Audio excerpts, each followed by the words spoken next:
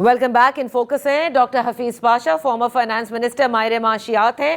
Doctor صاحب, آپ ذکر کر رہے تھے بریک سے پہلے اس محصولات یا ریونیو ٹارگٹ کا جو کہ اس حکومت نے اگلے مالی سال کے لیے رکھا ہے.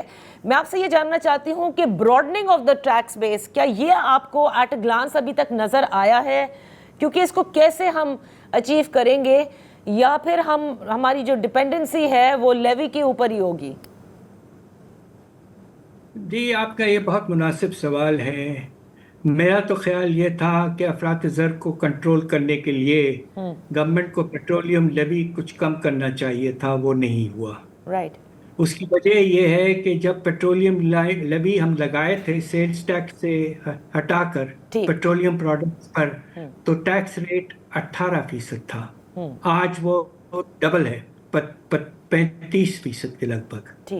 تو یہ اوور ڈپینڈنس پیٹرول ٹیکس جو ہے یا لیوی, وہ بہت ہی اس کا بوجھ ہر چیز پر پڑتا ہے. اور لوگوں کے آپ نے دیکھا قیمتوں میں کتنا اضافہ ہوا ہے بیچارے, کہ 5% سے بڑھ کر 15% افراط زر کی رفتار ہو گئی ہے. صحیح. تو پہلا ایکسپیکٹیشن یہ تھا کہ پیٹرولیم لیوی کچھ کم کریں گے, بیس براڈن کریں گے, اور خاص طور پہ کیپٹل ویلیو ٹیکس آن پراپرٹی لے آئیں گے, جو کہ آئینی طور پر فیڈرل گورنمنٹ کے ٹیکسز میں موجود ہے, آج تک استعمال نہیں کیا گیا. یہ ویلتھ ٹیکس کے سبسٹیٹیوٹ کے طور پر لایا گیا تھا ہمارے آئین میں, اس کو آج تک امپلیمنٹ نہیں کیا. یہ بہت ہی پروگریسو ٹیکس ہے, اور پراپرٹیز, بڑی بڑی پراپرٹیز پر لگے گا, اس کو نہیں لگایا گیا ہے. البتہ پراپرٹی ٹرانزیکشنز پر ریٹ کو انفیکٹ کم کر دیا گیا ہے. جی. تو دوسری طرف جو بات وہ ہے کہ ریٹیل سیکٹر پہ آپ نے چھوٹے چھوٹے دکاندار پر 1% کہا ہے کہ آپ دے دیں. صحیح.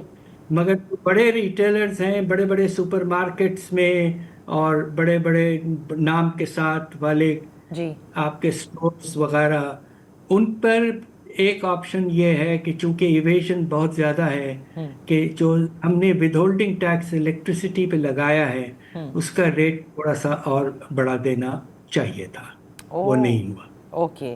تو اس کا مطلب کہ وہ جو ریفارم سر آپ ہمیشہ کہتے ہیں کہ یہ بہت ضروری ہے معیشت کے لیے, وہ آپ کو ابھی بھی نظر نہیں آئی, دیٹ بولڈ سٹیپ؟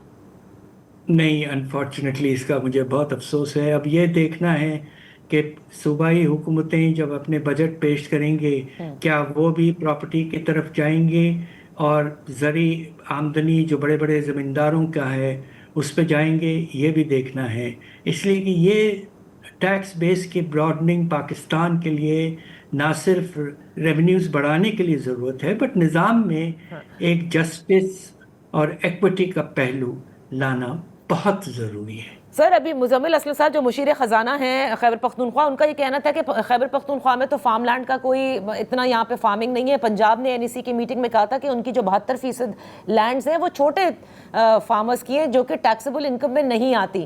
تو وہ کہہ رہے ہیں کہ ان کو نہیں لگتا کہ سندھ اور پنجاب کچھ کر سکیں گے اپنے بجٹس کے اندر اس ایگریکلچر ٹیکس کو بڑھانے میں.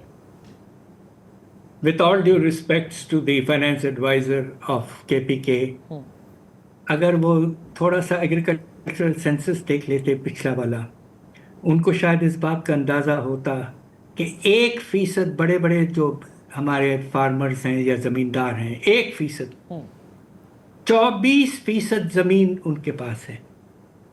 یہی ٹیکس بیس ہے. رائٹ. بالکل. اس سے زیادہ میں کیا کہوں کہ اتنا انیکول ڈسٹریبیوشن ہے کہ 1% فارمرز کے پاس, آن دی ایوریج جو بڑے فارمرز ہیں ان کے پاس 350 سے 400 ایکڑ زمین ہے,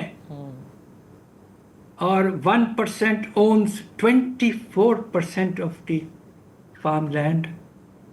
اس سے زیادہ انیکویٹیبل کیا ہو سکتا ہے؟ ڈاکٹر پاشا, بہت شکریہ فار جوائننگ اس.